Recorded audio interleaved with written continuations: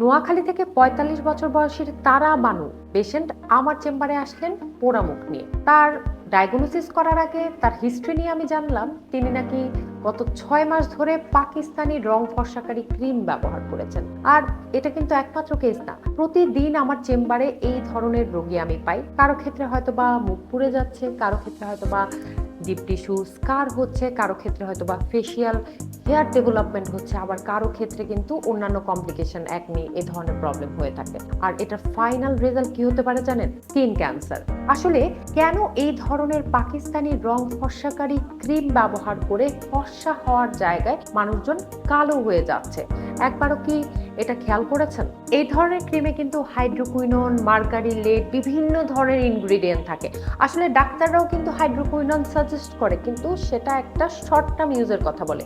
কিন্তু যখন আপনি প্রলং টাইম, একটা দীর্ঘ সময় ধরে এই ধরনের ক্রিম ব্যবহার করেন, তার কিন্তু আপনার স্কিনের জন্য অনেক বেশি ভয়াবহ।